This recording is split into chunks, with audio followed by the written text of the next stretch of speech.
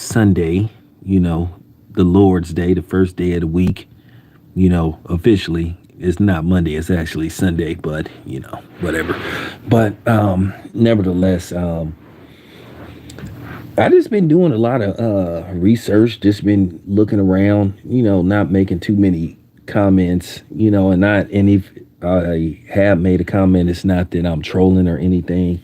It's just basically that I'm just, saying something respectful. So, you know, I don't usually troll people or say stuff disrespectful unless it's just to my unliking, to where I'll say something disrespectful, possibly if I feel like, you know, I'm being disrespected. But for the most part, I try to be respectful. So, oh, what's up? I see you're here first. So cool. So I just been doing a lot of research, just been doing a lot of searching. I'm gonna probably do my breakdown videos maybe tonight of the fight. I'm not gonna pick a winner, as I said before. I just hope it's a good fight and it lives up to expectations, unlike Floyd and Manny Pacquiao. You have to admit, as big a Floyd Mayweather fan I was back in the day, the Manny Pacquiao fight to a certain degree was a lackluster because both men just refused to basically really try to engage. Floyd was timid. That's why his father was kind of pissed at him, saying you was fighting scared. And then Manny Pacquiao was timid because Manny Pacquiao was afraid that he was going to get humiliated, and he was afraid that he was going to run into something. So the fight didn't live up to expectations. Basically, the build up to the fight was a lot better than the actual fight. But, Floyd, he still managed to dominate Manny Pacquiao for the most part. I wish it would have been a better fight. But nevertheless, it is what it is. But I think this fight is going to live up to the expectations, going to live up to the hype. So, but I just was, looking around, and I've just seen various videos from various different fighters. I saw a video that had Jack Catterall, had some other people on there, Johnny Nelson, a few other people. And I think out of the 10 people they talked to, I think only one of them went with Arrow Spence to win that fight. And a lot of people are picking Terrence Crawford, and I understand why. Because a lot of people think this is going to be the fight where you may possibly see some of Errol Spence's flaws get really exposed. Now, don't get me wrong, Terrence Crawford got some flaws that could get exposed, because sometimes Terrence Crawford have this bad tendency of sometimes dropping his hands, and it puts him in a position to get nailed with a big punch. Everybody keep talking about the later rounds and stamina and all this stuff. If, Errol Spence isn't hurt by, the first 3 rounds, it could be a long night for Terrence Crawford. And I don't see it that way. I don't see it that way. I keep trying to tell people, but people don't want to listen. If Errol Spence is relying strictly off brute strength and thinking he can just outmuscle and try to bully Terrence Crawford, he is sadly mistaken, and it could be an early night for Terrence Crawford, because Terrence Crawford is deceptively strong. Terrence Crawford has always sparred bigger dudes. I don't think Errol Spence's size is going to play that big of a factor. I know for a fact that Terrence Crawford on a regular basis spars 180 pounders, super middleweights, light heavyweights. So it's not like this is something he's not accustomed to. And then keep in mind, he for the most part was training in Colorado. And if you've been to Colorado, Yeah, the air out there is very thin.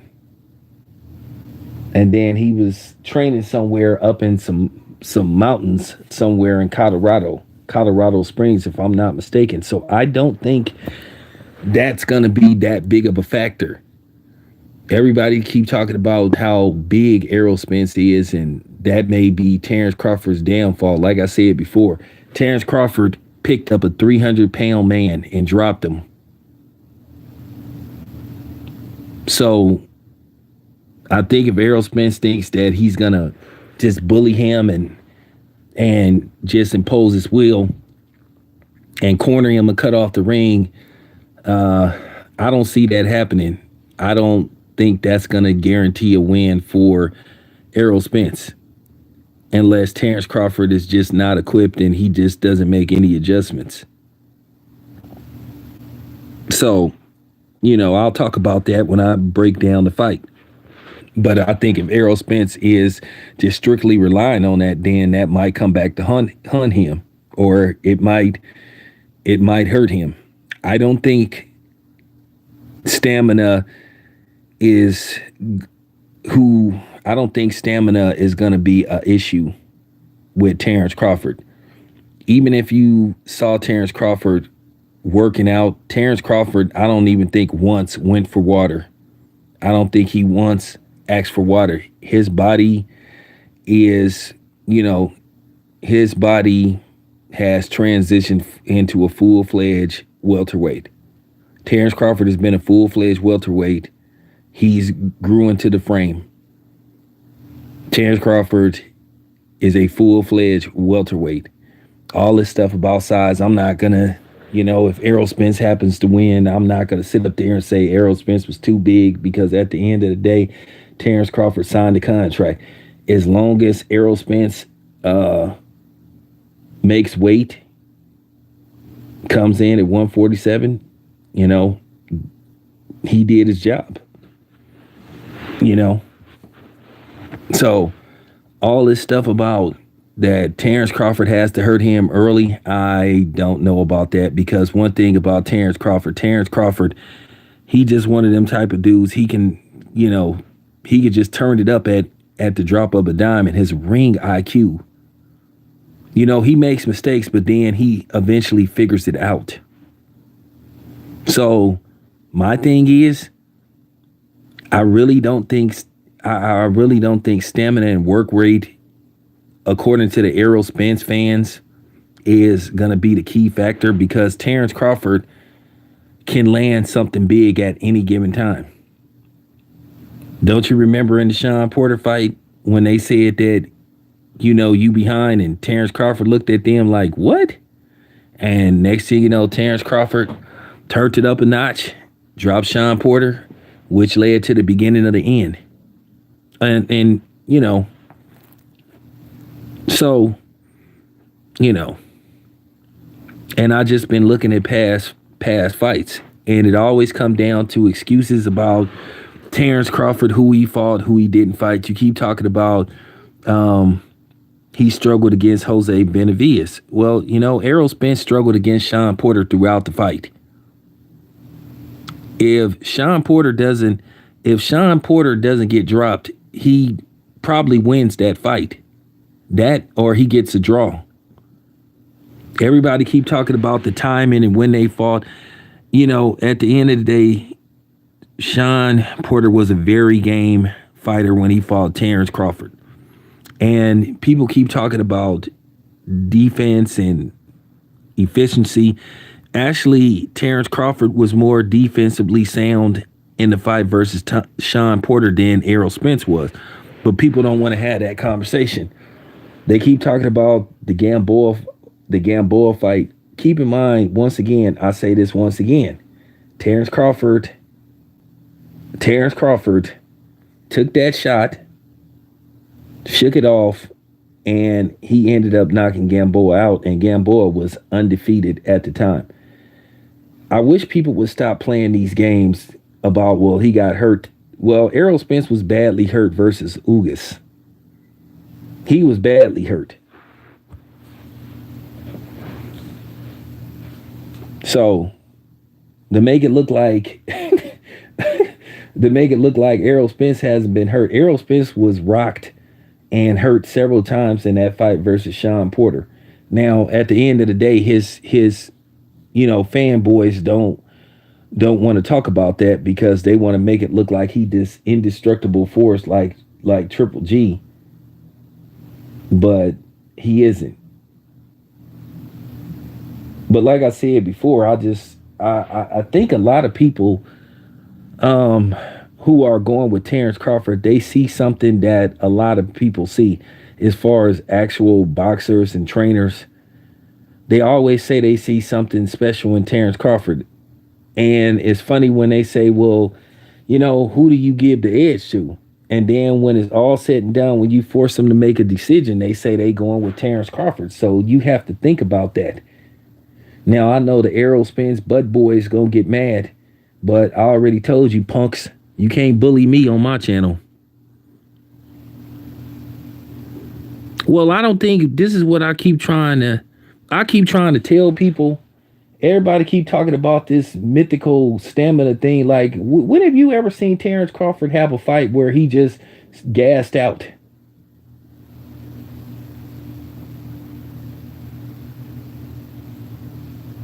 At the end of the day, you train to go 12 rounds. You really do. And for the people that keep bringing up this thing about competition and all this kind of stuff, like I said before, when you bring up the Mikey Garcia fight, where Errol Spence couldn't take out a dude that was like a featherweight or something, and you hear this stuff about he wasn't healthy and all this kind of stuff. Arrow Spence didn't even drop Mikey Garcia. I mean, he never hurt Mikey Garcia in that fight. It was just like, and you just hear these excuses. Now, Arrow Spence does have power.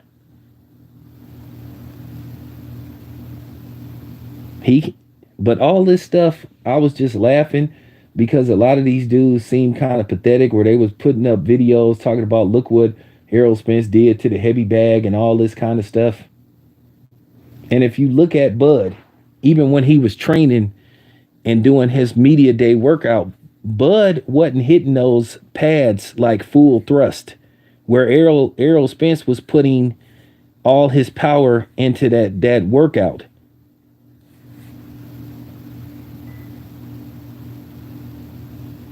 So what happens if you constantly throwing power shots the first 6 rounds of the fight? And what happens if you're not landing? Well, guess what? If you're not landing, well, guess what? That take energy away from you. And what happens if the guy that's like pacing himself and breaking you down, pot shotting you, hitting you with hooks, hitting you with shots that you don't see? Well, guess what? Eventually, that's going to wear you down. So that's why when I hear all this nonsense about Terrence Crawford has to make something happen in the first 4 rounds, or it could be a long night, is you guys are sadly mistaken. So I'm just letting you guys know. At any given time, Arrow Spence could run into something, or Bud could be setting some traps. I do think there are gonna be times where Bud is gonna have to like slug it out with him briefly. It may be like Sugar Ray Leonard Hagler, like maybe the 8th round, or every once in a while they'll trade blows and stuff. But I just think it's gonna be a fascinating fight. Like I said before, I'm looking at the fact that a lot of people are picking Crawford, except for the PBC people. Of course, Ryan Garcia is gonna pick Errol Spence. Of course, Anthony Joshua is gonna pick Errol Spence. Supposed to. Of course, Frank Martin is going to pick Arrow Spence because they're trained by Derek James. Who would say something like that? So it's expected, isn't? It's expected.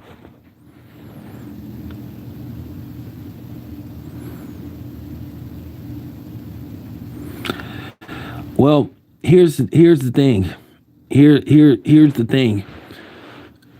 He was supposed to destroy Mikey Garcia Mikey Garcia shouldn't even have went 12 rounds in that fight. See, if you built as a killer, see, they built Arrow Spence as a killing machine.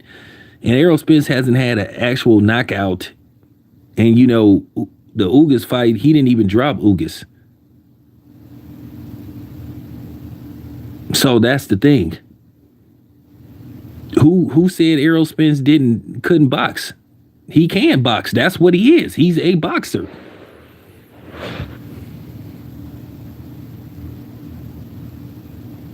But the thing was, Mikey Garcia, he was supposed to knock Mikey Garcia out. That fight wasn't supposed to go 12 rounds. Now you can holler about, oh, he just wanted to show his boxing ability. Somebody like Mikey Garcia, you supposed to knock Mikey Garcia out. That fight shouldn't even lasted 9 rounds. It should have been what happened with Kell Brook and Triple G. Just telling the truth. I know some of y'all don't want to hear it.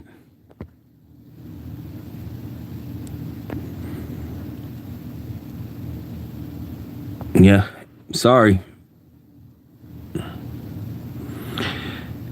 If Terrence Crawford would have fought Mikey Garcia and let alone not drop him and knock him out, they would have said, listen, at the end of the day, come next week, nobody is going to be happy one way or another. Nobody's going to give either fighter full credit because based off the fact the bad blood between the Terrence Crawford fans and the Errol Spence fans, nobody will give any type of credit.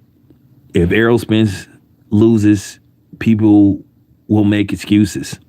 Terrence Crawford loses, people will make excuses. So just be ready. Just be ready.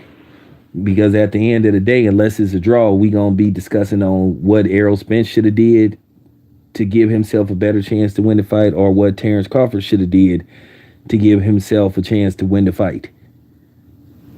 But like I said before, I'm looking at people like Teddy Atlas. I'm just, and Abel Sanchez and Adrian Broner, they're going with Hank Lundy. Sean Porter said something very interesting. Sean Porter said he'll be doing a live tweet or a live Instagram. He said probably by the 5th round, he say he'll make his prediction because he feel like it's that close. Kell Brook, he's going with Terrence Crawford. Amir Khan is going with Terrence Crawford. Mike Tyson is going with Terrence Crawford. Now, I know this is going to upset some of the people like the least attorney and some of these other people, some of them other dudes, but, I know they blood is boiling because at the end of the day, they mad and pissed off that a lot of the boxing experts are going with Terrence Crawford. Listen, without a shadow of a doubt, all intents and purposes, best believe that Errol Spence can hurt and stop Terrence Crawford. Yeah, he can. But at the same time, Terrence Crawford can stop Errol Spence. But like I said before, I find it fascinating that a lot of people are going with Terrence Crawford from what I see. Just doing my research, doing my due diligence. Because I think they see what a lot of people see, who really watch boxing. And I see that Errol Spence is, and I know somebody told me he just sees something in the way Errol Spence is training that means he gonna be ready. Sometimes you have to basically do what got you there. I think what's gonna happen in this fight, I think whoever makes the best adjustments and I think whoever establishes their game plan first is going to win this fight. That's just basically what I think. And then I think it could be a close fight. And I think it could be one of them fights where I think it could be up for grabs. And I think a knockdown may decide this fight from either You know what I'm saying, from either fighter. Now I don't know who's gonna be the judges for this fight. I don't know who's gonna be the referee for this fight. You know, that could play a big role in how, this fight is determined somewhat and how it's scored. It depends on what they're looking for. Will finesse for Terrence Crawford get him the nod, or relentless pressure get Arrow Spence the nod? So, like I said, it's an intriguing match. Very intriguing. Oh, by the way, well, I appreciate it. I appreciate. Um, if anybody wanted to, if anybody want to talk about, yeah, yeah, James Tony has always went with. James Tony has always said that Bud was gonna win. I know Oscar La Hoya picked Terrence Crawford. I don't know who Bernard Hopkins picked, but like I said, from what I've seen, a lot of people are picking Terrence Crawford. Jack Catterall, John Ryder, um, Tyson Fury's former trainer. Damn, what's that dude's name? I don't know who Tyson Fury is going with, but if I know Tyson Fury based off the way Tyson Fury fights, I wouldn't be surprised if Tyson Fury is going for Crawford. I don't know who Wilder has picked or somebody like that, but you know, but I just wanted to like break that down and basically talk about that. Now, all right. So if anybody want to talk about what happened with George Kambosos Jr. and Maxie Hugh or whatever his name is, um, you can talk about that, and then we also can talk about this thing with Steve Fulton and Inui, about the gloves and all this kind of stuff. Like I said, my personal take on the whole thing with Steve Fulton, since Inui said he's gonna follow the guidelines of the um, whatever the Japan Athletic Commission states, then if he wraps his wraps his hand in a certain way, Steve Fulton should follow suit.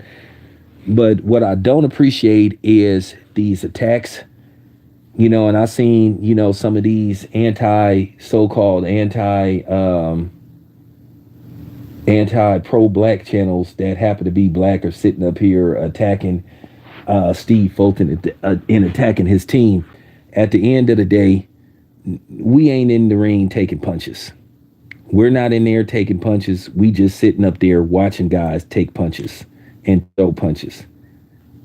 We don't have the right to sit up there and tell somebody they don't have the right to have a concern about how somebody's hands are wrapped, because most of these dudes that's sitting up there talking all that junk ain't never had a fight in their life. Now, I don't like the idea of people calling Steve Fulton's team or his coach a crybaby and sore losers and saying they making excuses, but people been making excuses for Manny Pacquiao losing to Floyd Mayweather for years. But it's okay for them to make excuses. And then I broke down this whole thing about wraps, loaded gloves, and all this stuff, and about commissions. Like I told you, commissions are very finicky. They're not supposed to let you have certain type of hand wraps, but they'll allow it. I'm just gonna tell y'all the truth. As far as hand wraps go, if you don't say nothing, they ain't gonna say nothing. Because when Virgil Hunter caught Miguel Kessler trying to double stack his gloves, when he said, "Hey, you got too much tape," but you're not supposed to apply the tape to the skin, then the guts, then the tape, because that's creating a extra set of knuckles. Now I know Stitch Duran kind of went off about it, and Stitch Duran, that's my guy. Jacob Stitch Duran. He out of Oakland, And Stitch is my guy. But, for the most part, Stitch, he really don't do hand wraps and stuff. So, he don't do hand wraps. Because, being a cut man and taking care of wraps, that's a totally different elephant in the room. And keep in mind, a lot of times where people were suspicious of Manny Pacquiao is because Manny Pacquiao used to wrap his own hands. And people used to be like, wait a minute, why is this dude wrapping his own hands? Which he should have never been allowed to wrap his own hands. I cannot remember who he fought, but it was somebody that wouldn't allow Manny to wrap his own hands. I can't remember who it was. But then I heard people listening to Robert Garcia who say, hey, Nevada lets you wrap your hands that way. And then, of course, you had the people that's just against Steve Fulton said, see? No, see what?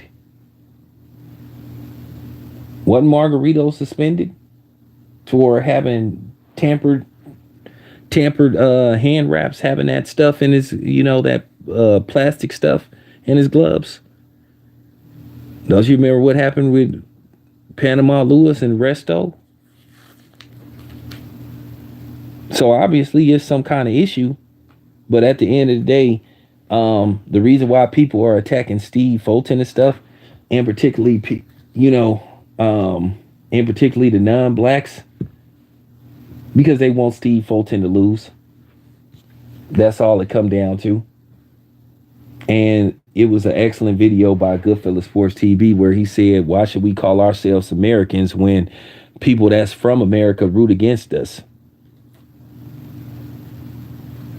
Like I said before, people want to have selective patriotism. They want to tell us before we start football games to stand up for the national anthem and stuff, but then at the same time, they rooting for us to fail.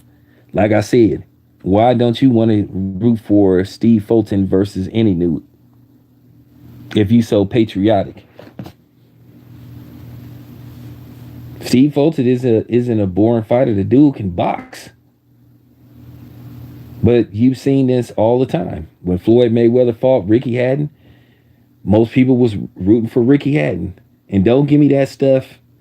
Oh, the reason why people was rooting against Floyd Mayweather, it was because of the stuff with his baby mama. Okay, well, if that's the case, then why was y'all rooting against Andre Ward when he fought Sergey Kovalev? When all that racist stuff showed up that Sergey Kovalev was saying about Adonis Stevenson and Andre Ward. I asked that question once again. Why wasn't people in the comment section saying they rooting against Sergey Kovalev no matter who he fights, whether it was against Yard or whether it was against, just anybody? They was just saying they just gonna watch the fight. This is a dude that beat up a woman and beat up her dog. And then you supposed to have all these animal lovers. Where was they at? And then I hear a lot of these dudes that's supposed to be against guys like me. First of all, I'm going to say something. And this ain't directed at one particular person, but for people that's like in that realm that like to talk that stuff. First of all, I'm going to make this very clear. I ain't no Wakanda nigga. I ain't no super militant pro-black dude. I'm just a black man. First of all, Wakanda don't exist. It's a fictional place. It doesn't exist. Ain't no such place as Wakanda. So, you know what I'm saying? I'm not no extremist. I'm not none of that stuff. I'm just, you know what I'm saying? I'm a PBM. You know what a PBM means? Proud black man. That's all I am. And if you got a problem with me being that, then that's your damn problem. But getting back to Steve Fulton. Like I said, I did a video just to make sure I dotted my I's and crossed my T's. I wanted to be fair to everybody. I named numerous fighters who were linked to basically having or allegedly having tampered gloves, and they were of all races, from Felix Trinidad, so-called black Hispanic, Manny Pacquiao, Filipino, Miguel Kessler, a white Eastern European. We all know Antonio Margarito, a Mexican. And now you have allegedly Inu, a Japanese person. So I talked about everybody. So you couldn't say that I was just singling people out.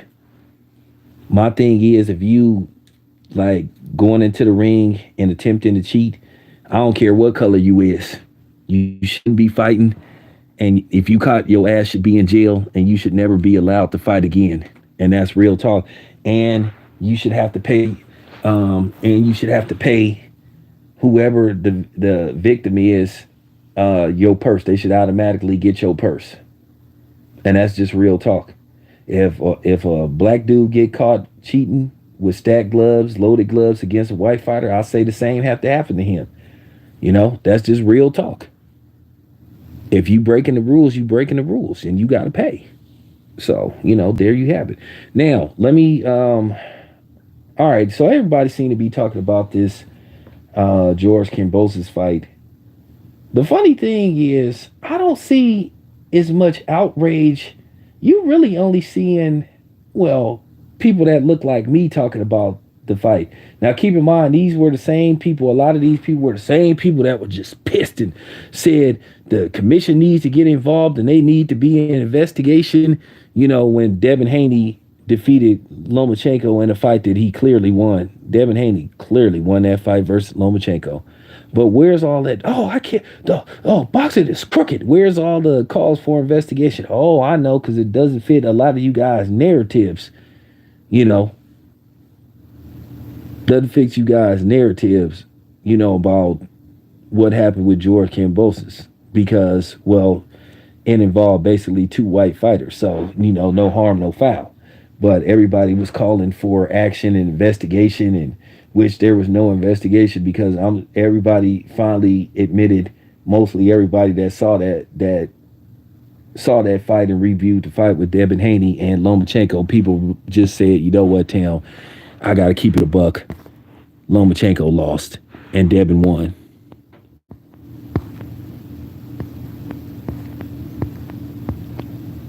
Shout out to the homie World Combat Sports. So, so I just think like I said before, as far as the Kambosos fight go, you, for the most part, the other guy should have got the nod. But what I was trying to tell you, when you have these type of situations, he just signed with Top Rank, and a lot is riding on George Kambosos. It's just like Oscar De La Hoya versus Felix Strom. For the most part, most people thought that Oscar De La Hoya lost to Felix Strom, but if they would have gave Felix Strom the nod, then guess what? You don't have Bernard Hopkins versus Oscar De La Hoya. That dude, Maxie, he should have came in there. He should have set out there to destroy Kambosos. He should have came out there saying, I'm going to drop this dude. I'm going to hurt him. I'm going to have him staggering. And, that's how I win the fight. When you have fights like these where you get that call and they just want to make you a main event display for somebody that just signed with the promotional company that they trying to build up, you have to go in there and seek and destroy. See, Brian Mendoza, he left no doubt. He knew he had to knock out Fundora. And that's what he did. And I love the fact that he that basically he destroyed, the small forward, because basically Fundora should be a small forward in the NBA. That dude ain't got no business fighting at 154 being like 6'7" or something like that. So that's when you have to think like Brian Mendoza. Brian Mendoza was like, nah, I'm knocking this dude out. I'm knocking him out. I'm not leaving it to the judges.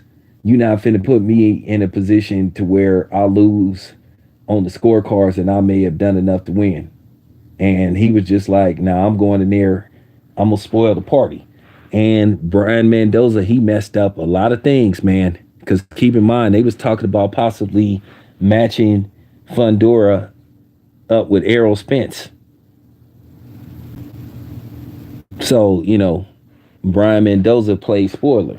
So that Maxi dude, that's what he needed to do with George Kambosos. I'm sorry, that's just how boxing is sometimes. Sometimes the popular guy, unless he just get like completely iced, I'm talking about unless he get put to sleep, they're gonna give him the benefit of the doubt. And the thing is with George Kambosos, he stayed afloat. He stayed afloat. Wasn't winning the fight, but he stayed afloat. He didn't get seriously hurt because the dude didn't have a lot of punching power. So he stayed afloat. He got caught, and that was basically it. They said, okay, he didn't get hurt in the fight. He didn't get dropped. Okay, so we got to give it. We're gonna give it to George Kambosos. Now, what made it so terrible is that they had one scorecard. One card had it a draw. Another one had it 117, 111. I think the other one was 115, 113 or something like that. If they would have went 115, 113 on two of the cards and had it a majority, had it a draw, I don't think it would have been as bad, or the outrage would have been as bad as, well, it wasn't that bad. Only certain people was talking about it. Just a lot of people that I know. But do I think George Kambosos Jr. won that fight? Not really. Do I understand why they gave George Kambosos the nod? Yeah, I explained that to you. I've been doing this for a while.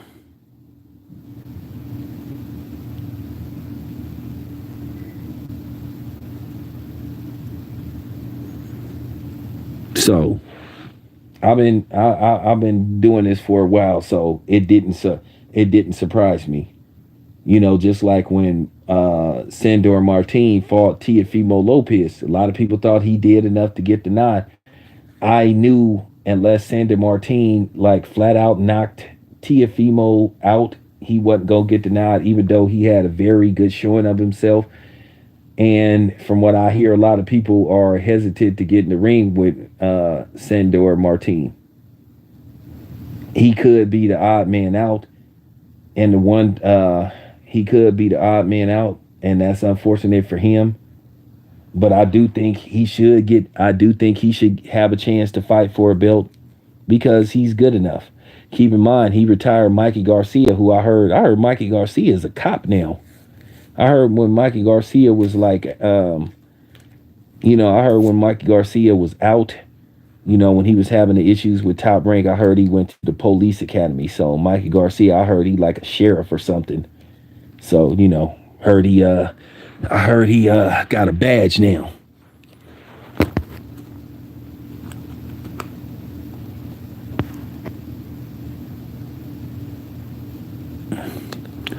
Well, that's what I'm trying to tell you. When you see those kind of fights, and keep in mind this was George Kambosos Jr.'s showcase fight with Top Rank, because he just recently had signed with them. So they wasn't gonna let George Kambosos Jr. At the end of the day, you already know that George Kambosos Jr., unless he just got the hell beat out of him, like I said, dropped multiple times to the point to where, they had to do the 10-8 round stuff. You kind of knew he was in good standing. Even I had already knew the results of the fight. Just watching the fight, I already knew how the judges was going to justify him getting the nod. They'll tell you, well, he didn't really get hurt. He wasn't hurt in that fight. He didn't get dropped and that kind of stuff. And he stayed afloat, and then the dude just didn't take it. And like I said, it sucks. It sucks that they play politics in boxing. And I laugh at the fact sometimes when you have these fights, they try to, bring up CompuBox, and CompuBox doesn't mean nothing. I'm gonna tell you that right now. CompuBox doesn't mean nothing. Just because somebody throw more, land more, doesn't mean that they're winning the fight. Because if that's the case, I saw a fight like many moons ago with Julio Cesar Chavez and a dude, Julio Cesar Chavez Jr., and a guy by the name of Sebastian Beck. And this was on HBO. And I'm talking about Julio Cesar Chavez's face got peppered all night long. I'm talking about he got jabbed all night long. And even when they did round for round, the dude landed, I'm talking about he landed an astronomical amount of, he landed like over 100 more punches, according to CompuBox, which isn't all the way accurate, than Julio Cesar Chavez. And somehow, some way, Julio Cesar Chavez still got the nod. But then I got it. They were trying to build him up. So once again, unless he got dropped multiple times, he wasn't going to win the fight. So that's what I'm saying. So when you come into these fights, if you a dude, especially you come from across the water, whether you like it or not, even though you can get knocked out trying to go for the knockout, you have to come in there with that mindset. Okay, they didn't call me to come to the States. This is my first fight in the States. Nobody knows who I am.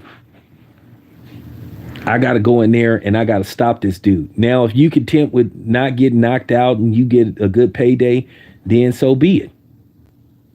You know, so be it. But if you really want to win, you got to do things.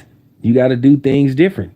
You can't get comfortable with the way you fight at home when you go to another country. Now, however you fight at home, if that's how it works for you, then you do that. But if you come into the States, or you coming from the States, you going into, you know, the UK or whatever, you got to have this mindset. Oh man, I'm gonna drop this dude. I'm gonna drop him multiple times, or I'm gonna stop him. And like I said, it is risky. You put yourself in a position to get knocked out. There is an old saying, sometimes you can get knocked out going for the knockout. But it comes times where you have to go for the gusto. You have to put it all on the line. You know, you have to roll the dice and see what happens. So there you have it.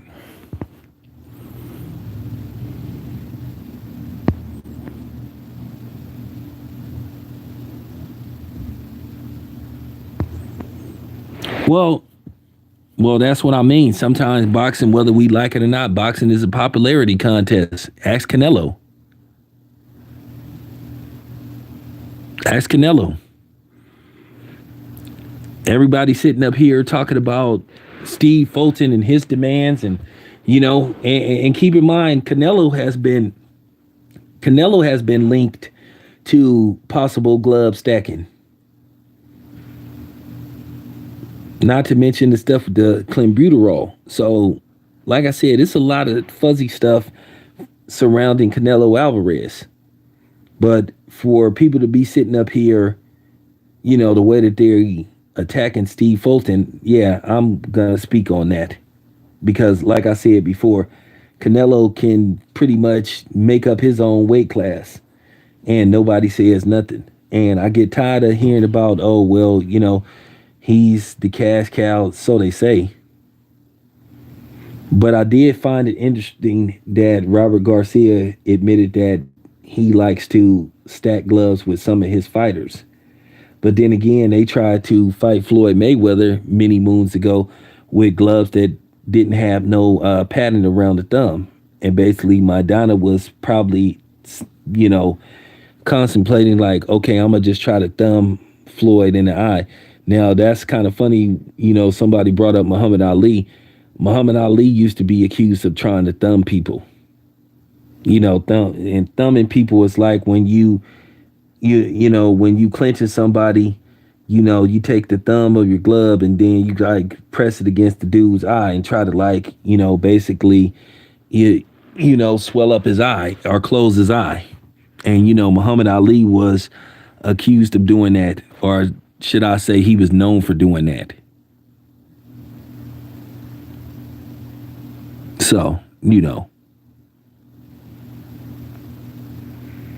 But that's just the politics of boxing. What happened to Maxie was unfortunate, but he may have won, but he didn't try to win. He didn't go all out to win it.